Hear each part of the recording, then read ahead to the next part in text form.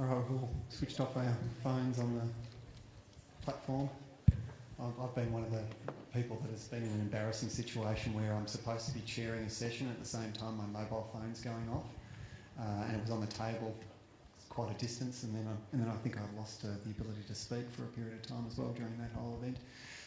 Anyway, my name's Tristan Edis. I run a publication called Climate Spectator, which is a specialist publication focused on climate change and energy issues.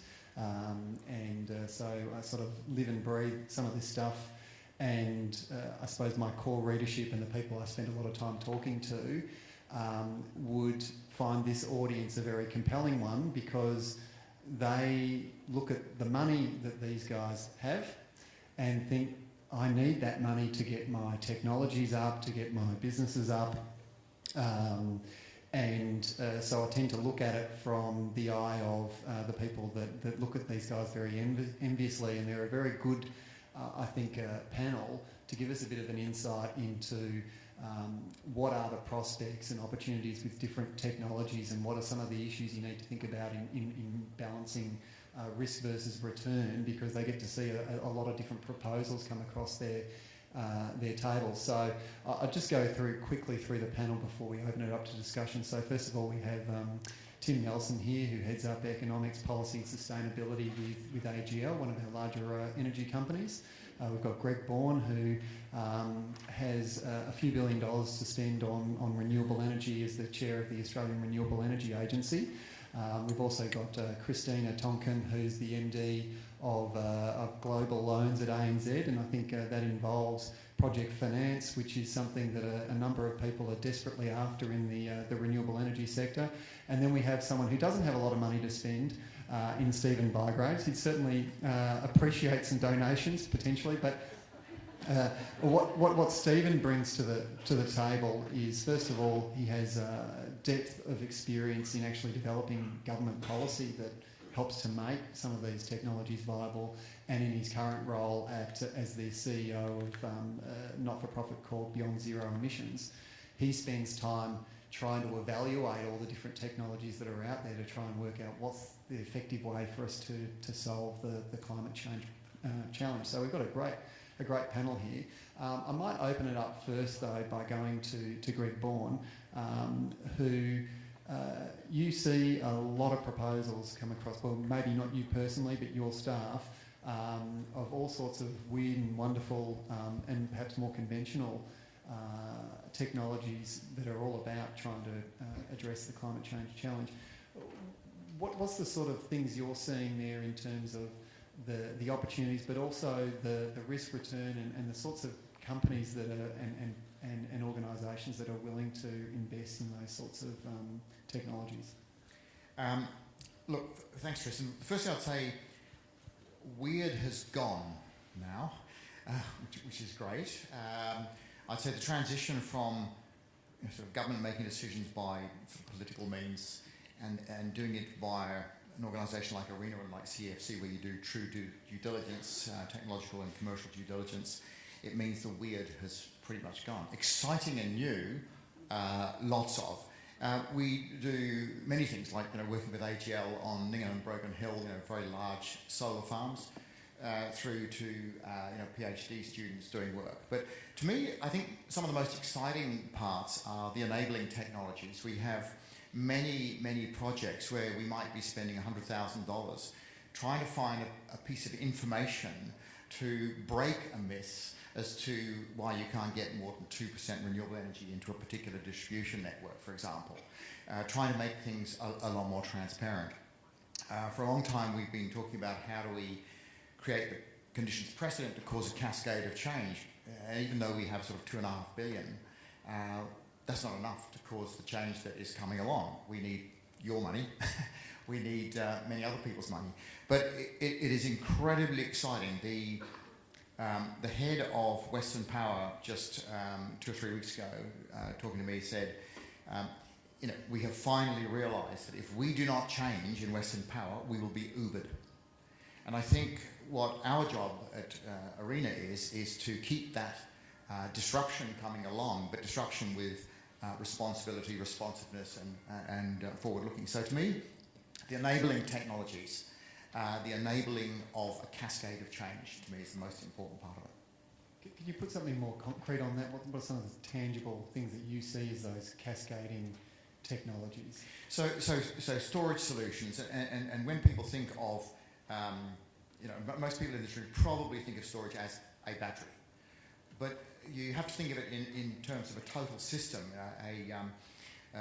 Sure, battery storage, but it might be providing frequency control, it might be providing inertia to the system, it might be providing reactive balancing to the system, doing many, many, many things that are out there.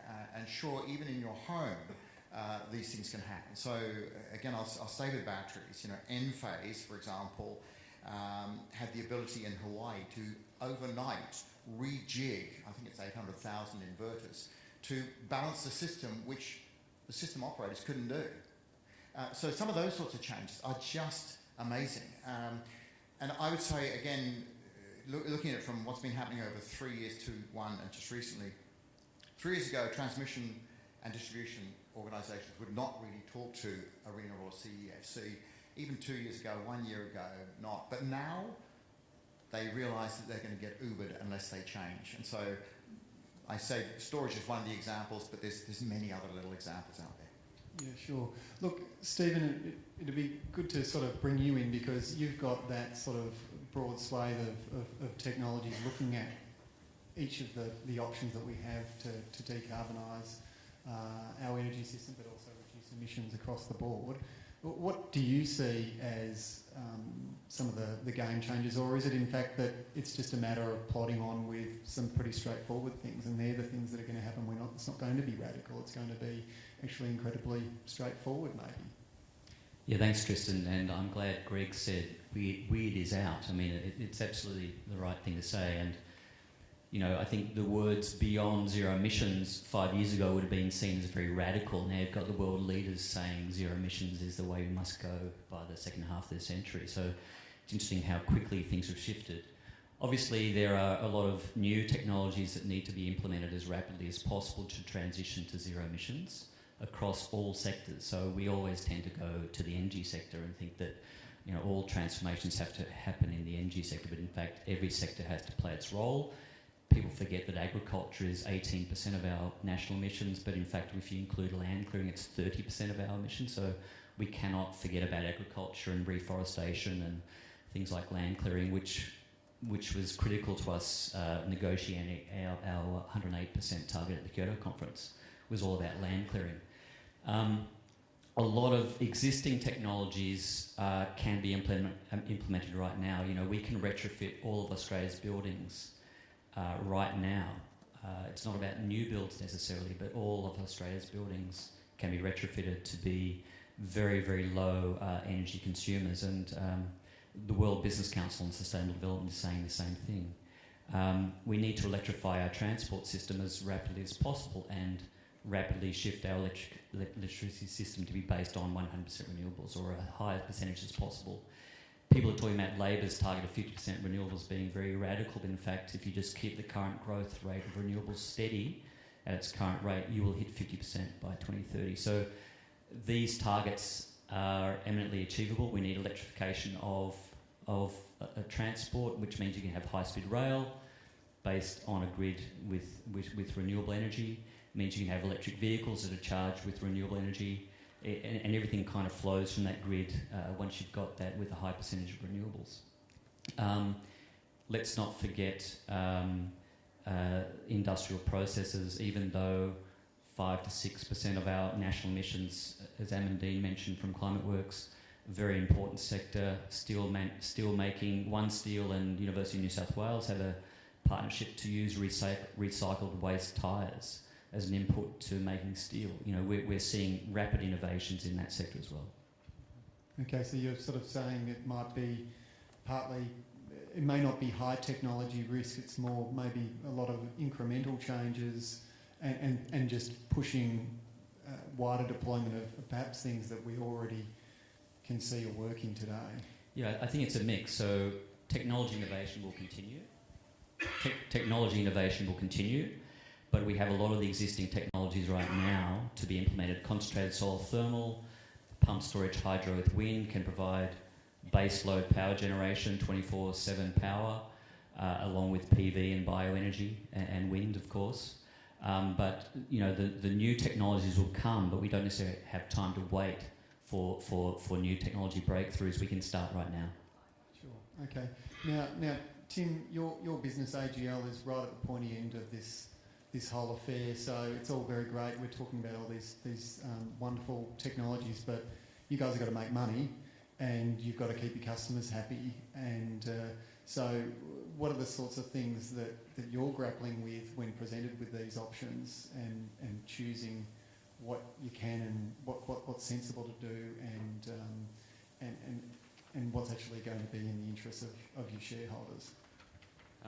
Yeah, I mean, it's an interesting one when you work for a company that's the biggest emitter in the country, has more exposure to renewables than most other players, also has 25,000 customers on our hardship program. You get a very distinct view that none of these issues are very easy to solve in isolation, let alone kind of together. It does require quite a lot of thinking, and I think when you're part of a company like AGL, I guess that the main thing that I've observed over the past 10 years is that the shift in the industry has been away from thinking of the customer as somebody that you send a bill to every 3 months, and occasionally they might ring up and say, oh, I'd like to move house, or I'd like a new connection, to customer service, embedding yourself with the customer and giving the customer what the customer wants has become far more prevalent in the industry. So when I think of the topic here and think of disruption, where I see the technology really playing out in the short term is customer driven. And so the three technologies that I think play a role in decarbonisation but are certainly front and centre of the thinking of a company like AGL are metering, battery storage and solar. And the reason I say that those three technologies are at the forefront of the way a company like AGL is thinking is that it's what the customer is asking for. And I think Stephen's point around the... Asking for metering, you sure? Well, I think what the meter does, and it's a very important point that Stephen touched on, what's the easiest way to reduce your emissions? It's actually not to generate the megawatt hour that may produce the emissions in the first place. So from a customer's perspective, and this, remember, we're not just talking about mums and dads, we're talking about industrial customers as well. What the meter allows you to do is to more effectively provide energy management services. And that's just not something that AGL will want to do over the next handful of years. You're talking about a whole range of companies coming to the market who are going to want to help customers use their energy more efficiently. Not just from an aggregate reduction perspective, that will be important from their perspective, but also how they use it over the course of a year for economic efficiency purposes. So when I think of disruption, I think of it in two ways. The first I see is customer driven, and that's happening. That's as we are talking now, customers are ringing AGL and other companies and saying, how can you help me, whether it's reduce my emissions footprint or use energy more efficiently or produce energy myself. But then the second aspect of the disruption is the larger scale technology, rollout. And that's the one which I think is probably more challenging for financiers, retailers, energy producers to get their head around because it's capital intensive. And when you've got capital intensive projects, by definition you're talking about getting a return on your assets over, whether it's a decade, 2 decades. That becomes much more challenging because by definition you're in a disruptive environment, and therefore if you expect the world to change, any investment you make today has to take into account the range of scenarios that might evolve over the coming decades. Now, Christina, your business recently announced, I think it was $10 billion that you were going to allocate to a business called Sustainable Finance Solutions. How the hell do you go about doling out that kind of cash, and what are these sustainable finance solutions? Where would that go, and how do you work this all out and make sure you get your money back at the end of the day? Thank you, Tristan. And it's a pleasure to be here this afternoon. Yes, yesterday ANZ made an announcement around climate change, but also the area that I wanted to talk to today and get some discussion going was around a commitment to an additional sort of $10 billion in really the energy or clean tech space, energy emissions reductions on a sort of sustainable basis. I think in preparation and looking at coming to speak today, I had a look at all the transactions that we've financed for our valued customers across the region over the last sort of 6 or 7 years, particularly in renewables, both here in Australia, a bit in New Zealand, and also more recently in the Philippines and Taiwan. And it's quite a long listing, there was in total transactions that would have totalled, over $6.5 billion over the past 5 or 6 years. Obviously, the desire is to take the business beyond just financing of, the wind renewable sector into the other more innovative technologies that are coming on stream. Particularly, I share the comments around solar. It's certainly quite a strong focus internally on how do we support our customers in financing in the solar space. I think also too, particularly in property, we have quite a focus obviously on lending into the property sector, and I welcomed the comments yesterday by the councillor from Melbourne and also Toby Kent around sort of focus on resilient infrastructure and also clean energy buildings, etc. So the target is sort of dedicated to designed to make sure that all the bankers internally that service our customers fully understand that at the most senior levels we're committed to extending our exposure into more innovative technologies and perhaps what we've done historically, and definitely committed to working with our customers to transition to a 2 degrees scenario. Okay. Look, we might open it up to the floor for questions. If you could just raise your hands. And while we're doing that, I might just ask a question to Tim. Do you have trouble sleeping thinking about who's going to Uber you and put you out of a job at all? And who do you think that might be? I'd say that trouble sleeping is more due to my 5 and 6 year old, but look, hello? Yeah, so I think the big challenge for the utilities industry, and when I say utilities, I'm talking about generators, retailers and networks, I'm talking about the whole supply chain. I think the challenge is that it's if I take the analogy of the digital camera, it's not really like that, because that was quite a sudden change that happened very, very quickly. And I think most people would say that this is a decadal type problem. Whether it's 2 decades or 1 decade, it's certainly not going to happen in the next 12 months. It's going to take a bit of time to play out. And therefore you have to think about, well, what's going to drive it? And in my mind, there are 2 things that will drive it. There's the customer choice side of things, and customers are becoming far more engaged with their energy supply in a way that they haven't been previously. And that's been driven by 2 things, technology, but it's also been driven by the fact that prices have gone up quite significantly, grid supplied prices, and that's focused the minds of households around how do I minimise my consumption. And so I think from a utilities perspective, what's the number one thing you want to do as a retailer? You want to get your customer service right. You want to make sure that your customer value proposition is what is going to win you more customers, and not just customers that are consuming electrons from the grid, but customers that are consuming services from you as a retailer. I guess the other thing that probably I see as an ongoing issue that I think about a lot, it doesn't keep me up at night, but it does occupy my mind, is how the policy framework plays out over the next 20 years.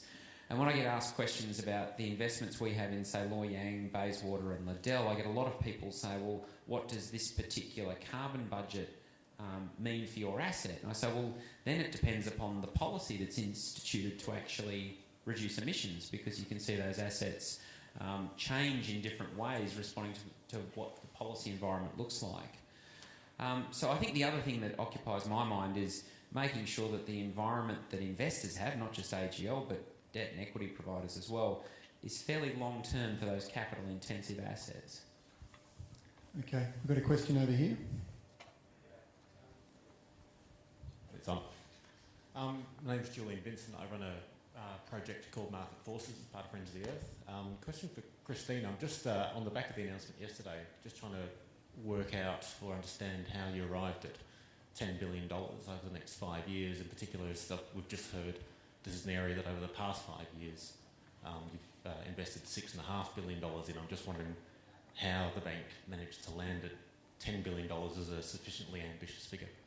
Yeah, when I spoke about the $6.5 billion, that's really the total cost of those projects. So that's a combination of both the equity and the debt, and clearly with respect to that, some of that is stuff that we've arranged and then sold down, as opposed to like our total end exposure. But without sort of really wanting to get into sort of the debate in terms of the figures, I think we've had a look at the forward-looking pipeline of transactions customer transactions that we see, and to some degree, it's slightly unpredictable. So it was wanting to come up with a target that we felt was realistic and achievable, but also had some stretch in it. And obviously the goal of the team is to absolutely exceed that in the near term. So it's $10 billion over the next 5 years. I personally would like to see us exceed that by some distance. Yes, sorry, go, Greg. I just wanted to, again, it links into what Christina says. In terms of Arena's funding, we've spent and committed around about $1 billion at the moment, and leveraged about another $1.5 billion on top of that. So that's a 60-40 ratio, 40% Arena, 60% elsewhere. If you look at the 60%, where does it come from? Only about 15% is debt. And it comes via the balance sheets, actually, really, of other companies. It certainly doesn't come from the banks.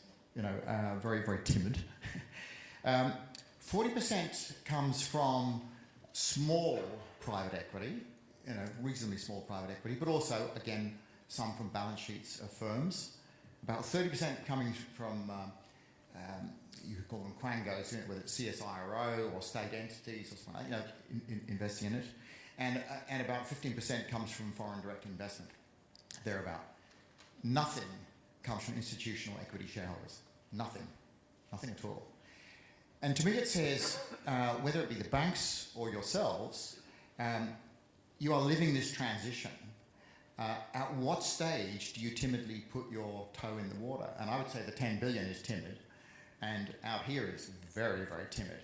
And I understand how you've got to look at the long-term future, but at a certain stage, you actually have to look about how do I find my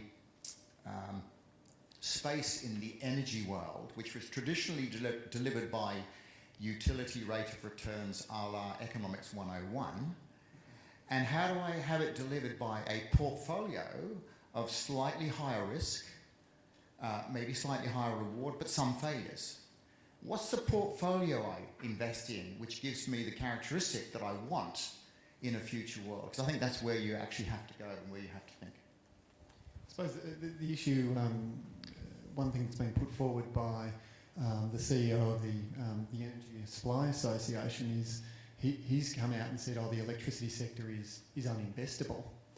And now that's partly maybe a play on certain things that his members want from government, but I think there's a grain of truth in that you've got a sector that is subject to so much policy uncertainty, Tim, but at the same time you kind of think, well, that's a pretty large market for money that's going begging, that no one's putting money in because they just go, it's all too unclear to me, and you think, geez, there's an opportunity going begging there. I suppose I'm looking at you, Tim, there partly. You're trying to grapple with that policy uncertainty too. Is it that bad, or?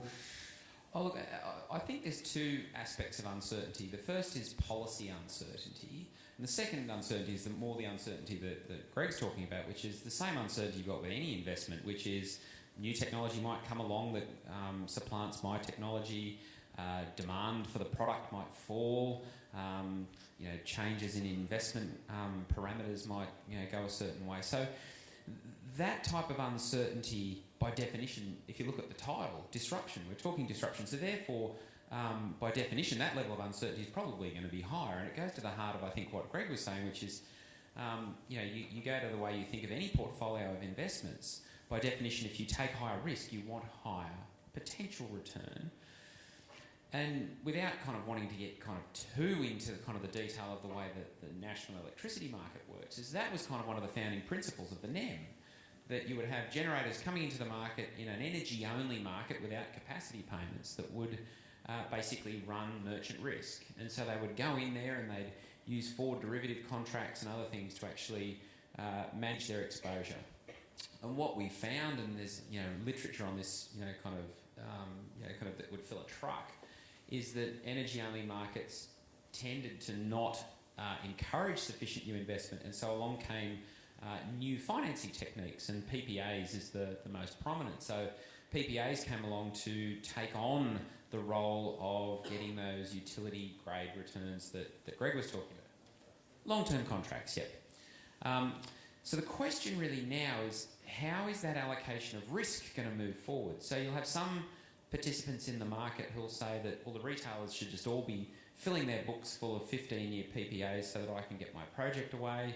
You'll have retailers like AGL saying, well, with all of the disruption going on, is there another way that we can think about this? That if I've got customers that are prepared to enter into, say, a 3 or a 5 year contract, can that underwrite some type of financing, whether it's debt or equity, with rolling types of renegotiated terms? There are solutions here, but it will involve, I think, leaving in the past decade the thinking that utilities and new power generation is going to have those utility type characteristics that Greg was talking about, because it may not be that way as we move forward. Now, Stephen, you had a comment, then I'm going to go to a question over here. Yeah, look, two quick points. I agree there is policy uncertainty, but there's enough certainty around climate change science and the way world leaders are moving rapidly to a global agreement that companies should be factoring carbon pricing and carbon risk into their investments. And the second point is that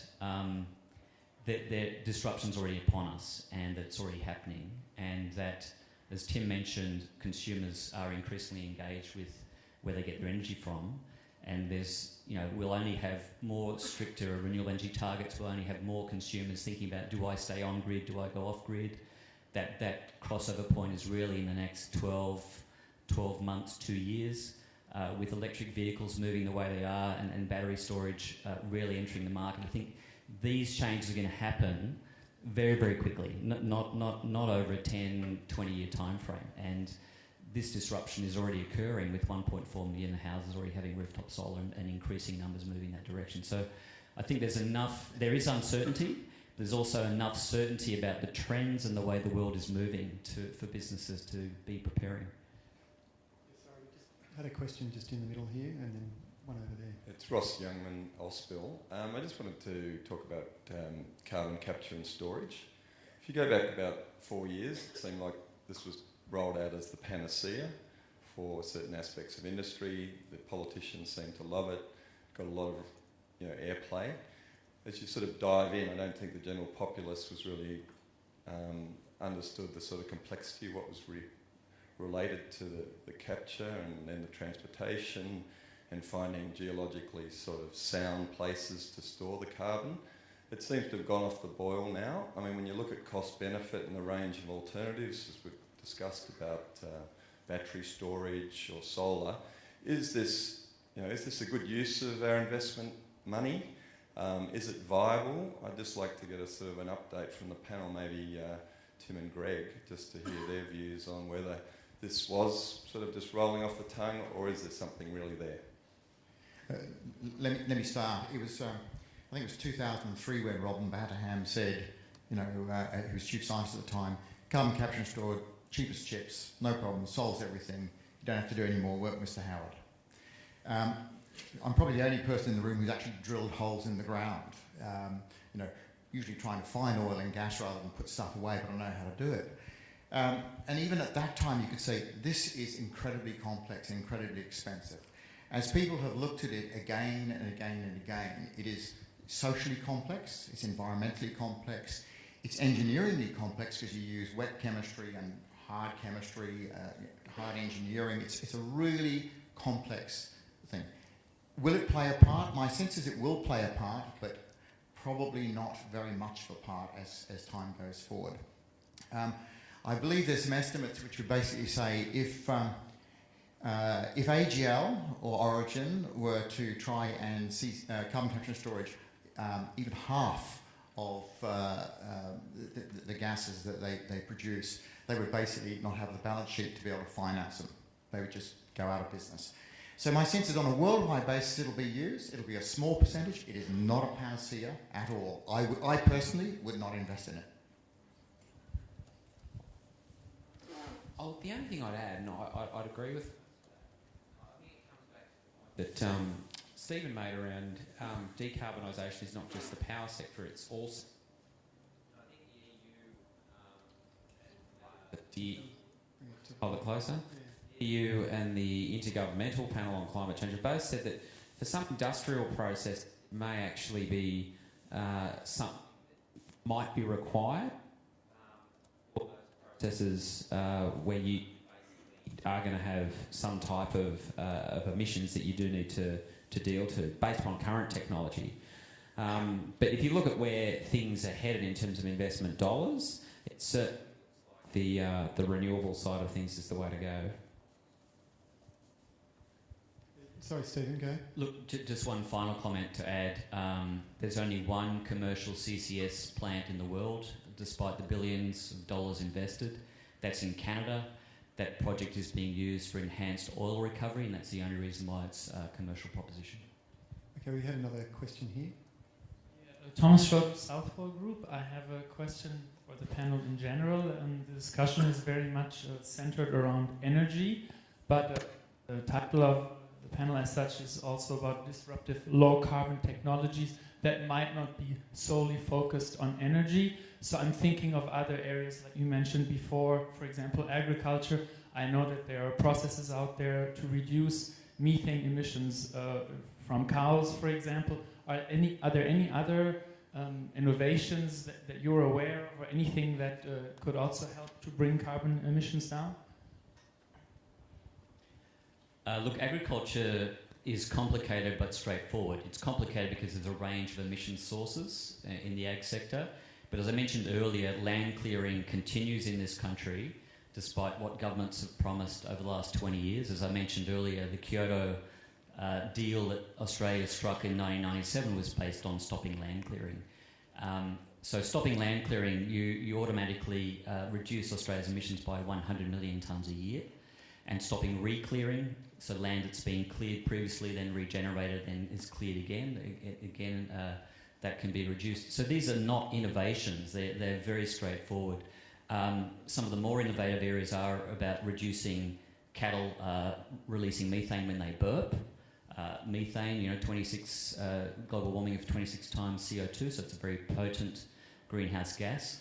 Just changing the times when you burn savanna landscapes. So in the northern parts of Australia, you can save 9 million tonnes a year just by burning savanna landscapes in cooler times of the year, not the hotter times.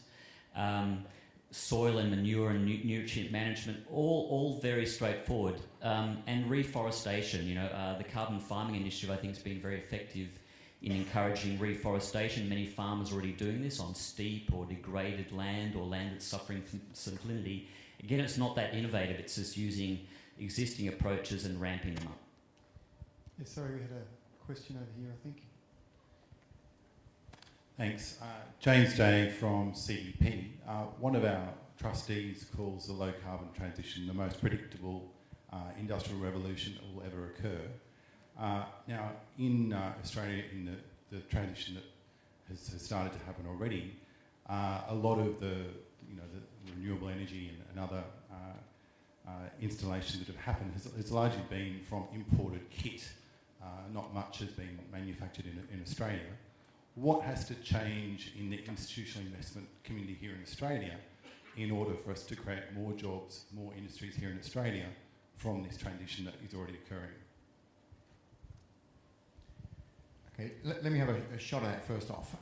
From 2 points of view. One was when running BP, we had BP Solar here, and we were manufacturing, and we talked very much about how we could manufacture up to a certain point, but then it would move. It would move to China, and it moved to India, and it did. The IP, however, almost all of the IP was developed here in Australia, and the IP for most of the solar stuff is still flowing from Australia to elsewhere. If I now come to the arena point of view, when we look at some of the projects that come forward, some of them are absolutely amazing with some superb IP, and some, again, you can see there'll be no manufacturing here. If it becomes good, ubiquitous, worthwhile doing, it'll get manufactured elsewhere. So the question industrially for Australia, I believe, is how do you start finding ways to capture a revenue stream from licensing and IP? That becomes really important. Our Department of Industry federally and most of our state ones have never been thinking that way. It's been thinking very much more of, if you like, old tech. You know, but that's where it has. And they have to think in a different way, a fundamentally different way. Our economy is going to change dramatically over this next 2 decades. So that's the first one. Second one, where we do see things where some of the manufacturing could be done here because it is highly intensive manufacturing, highly intellectually driven manufacturing, which might be part of kit elsewhere. How do you do that and not stuff it up? Because, again, it's not something that's typically done. We normally, in Australia, stuff it up and it goes elsewhere. So there's a fundamental rethink that's got to happen in the Department of Industry, in both government and in opposition, to rethink how we look at our future manufacturing industries in a future world. So, yes, we have another question over here. For Greg Bourne. Are we up? Yes. How do you see standards affecting what you just said? In other words, if there were standards now in Australia for spark rates, for example, and how they had to perform, then I would have thought that there would be choices about where things were manufactured to those standards.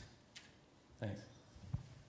Look, standards have very definitely have their part, and particularly, safety standards, for example, a classic example. But standards are also used as a barrier. You know, the classic electrical system about standards is look at all the multiple plugs we have around in the world. Some of it was to do with standards, and some of it was to do with, well, we'll actually just do it differently to hold other people out of this particular industry. So standards have an opportunity to play their part. We don't have the highest standards in the world. We absolutely don't. On some areas we do. You know, Tim could probably talk about this more within the industry which he's actually working in right now. But it is a double-edged sword. We have to have high standards, but they must not be misused in such a way to keep incumbents in place and not allow new entrants to enter the market. The only one that I'd add there just is, I mean, if you take frequency control as a really good example, you'll have a lot of major industrial processes now and most appliances that can operate with a far more lenient type frequency control within a power supply. And the standards that we have and the arrangements we have are probably based upon the types of technology that we had several decades ago. That said, there still might be some of those appliances or whatever in the system. So it's never easy, but it's a good observation, that a lot of the things that are part of the way we think about the system are based upon 100 years of the system not changing, and the reality is that there's lots of technology now that allows the system to change in a way that benefits consumers. Do we have another question from the crowd over here? I'll take the opportunity for a question. Never heard from IGCC. To some extent, the last session was very much about managing carbon risk exposure to existing investments. And in my mind, a lot of what we're talking about here is how do you increase investment in new types of technologies and new types of investments. So a lot of the issues are around technology risk, delivery risk, scale. And the question I have is, does this require new kinds of financial structures, or is it about changing some underlying fundamentals in the way we make investment decisions today? I think it's probably a combination. I think it probably does require, additional financial engineering and probably a different approach. I take Greg Bourne's point before that, the Australian banking system and indeed banks have probably been pretty conservative in their lending practices towards new technology. I think in order to facilitate a change, we're going to have to look increasingly at our lending practices. Potentially it is taking far more of that sort of portfolio approach, smaller exposures, and looking at it as a portfolio as opposed to, just standalone assets or standalone companies. So I think it will require both. The only other point that I'd add is by definition it has to change. So if you look at the way that the market has worked over the past decade, by definition a very significant proportion of the electricity load in the NEM is supplied by entities that don't have a sufficient credit rating to underwrite a power purchase agreement that would be acceptable to a bank on the basis of historical debt equity type mixes. So by definition it has to change. All projects will have to go, the financing will have to change. All projects will have to go merchant, which is a circular thing because it brings you back to the finance will have to change. Yeah, Elaine Pryor from City. A question for Tim. Yesterday there was some discussion about the Emissions Reduction Fund and the safeguard mechanism. And the Minister Hunt did say he wanted cleaner rather than closure, but also said there's significant flexibilities in that when we were talking about power. Just wondering whether AGL thinks that the ERF or safeguard mechanism or anything within the current architecture really is going to help in terms of encouraging closure of some of the older coal-fired power stations. Very good question. I think it's interesting, talking about disruptive technology, I was actually aware of what the Minister was talking about via Twitter. So, Twitter in terms of disruptive technology, it means you don't have to read the newspaper, you can kind of look on Twitter. But look, I think that depending upon what occurs over the next 3 or 4 years in the sense of the way the safeguard mechanism might be applied, so we know how it's going to be applied in the next couple of years. But beyond that, if it turns into effectively a baseline and credit style scheme, then you might see that influencing the financial decisions of participants in the market. As per the paper that I co-authored last year and as per our greenhouse policy, I still think there is a role for governments to effectively provide the right incentives for the older, more greenhouse intensive plants to leave the market. And I think that brings me back to a fundamental point, which is one of the erroneous ways in which I see this debate characterised is renewables, for instance, are going to cost X, Y and Z. What that's failing to recognise is that the vast majority of the plant in our system at the moment is beyond its original design life anyway. So by definition, over the next couple of decades, we're going to have to replace a hell of a lot of the equipment that's there anyway. So you're really having to compare long-run marginal cost of new thermal plant with long-run marginal cost of new renewable plant. And therefore you end up in a situation where it becomes a far more compelling policy proposition to install greater volumes of renewables because of that smaller cost differential between the long-run marginal costs versus the long-run marginal cost and the short-run marginal cost of the incumbent plant. And that's where I was really heartened when I saw the word modernisation used in today's papers, because I think that's what we're talking about here. We're talking about decarbonisation, but we're also talking about modernisation.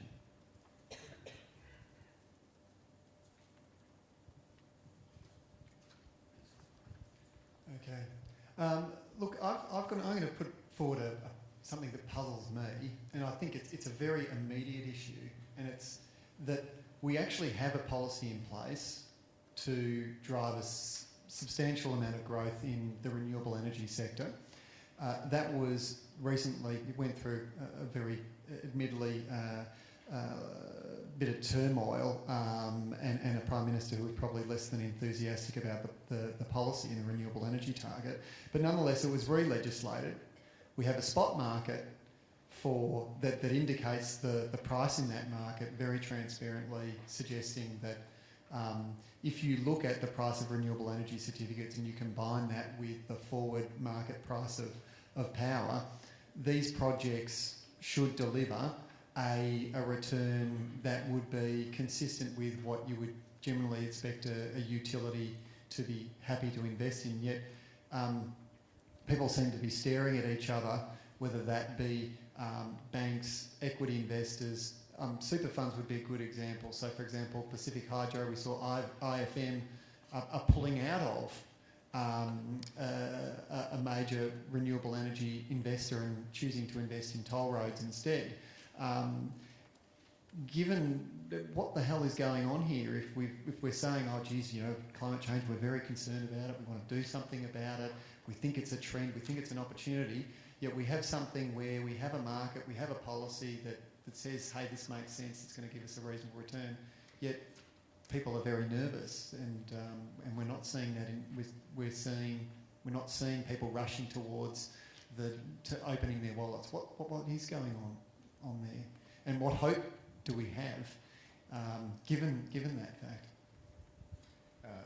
Let me just make a comment. I'm the eternal optimist on this, and my sense is we have been, you know, sort of climbing up a mountain with a scree slope, so you're sort of slipping back every now and again, but you're still trying to get to the top. But I'm actually feeling we are at the top and we're about to slide down the other side rather fast. I was very interested to listen to Greg Hunt's talk yesterday, and he talked about confidence, and he talked about it twice. He talked about confidence in hitting the 2005 target and confidence about hitting the 2025 targets. But the second one came over to me with a view of, oh, and by the way, when we get re-elected, we'll ratchet up the pace of change. The second one was where he talked about the confidence amongst investors, and to me that was very much more of, no longer will we be flip-flopping between, will we do a RET review, will we do another RET review, you know, do we like windmills, do we like solar, you know. He's basically saying, look, we're now a grown-up government. And to my mind, those two signals very early on in his speech were probably more important than most others that have occurred in the last 3 weeks or 4 weeks. So cautiously, I think we're actually over the top of the other side of the mountain. It's a scree slope going downwards. In other words, upwards in another way. I think I would only add to that by sort of saying that I think over the last period of time it has been quite uncertain in, you know, the renewable space, particularly obviously around wind, and, you know, I'm looking forward to certainty returning to that market and confidence returning to that market. I'm certainly speaking on behalf of ANZ, and I'm quite sure, you know, other financiers in the Australian market, there is absolutely quite a lot of focus and passion within the organisations to fund these types of projects on the right sort of basis.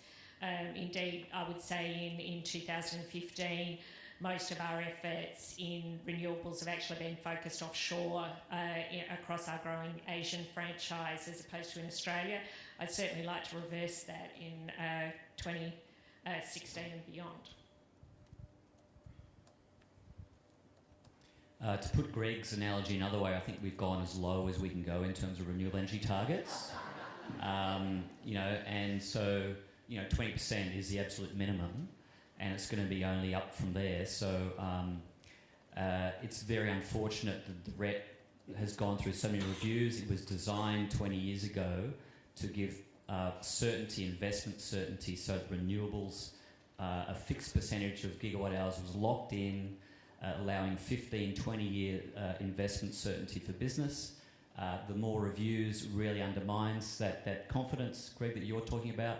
So I think we can say as a fact that 20% is the lowest it will go, and you're only seeing with state governments setting 90% targets, ACT, Adelaide, South Australia, Queensland, all setting and the Federal Labor Party setting very ambitious renewable energy targets. So I think in terms of confidence, it's back. We've gone as low as we can go, and it's only up from here. I guess the only other thing that I'd add is that the technology is here, the legislation is here, then it comes down to a question of how you finance. And I'm looking around this room and I can see a lot of very, very clever people, and I know that the financial markets are full of very, very clever people.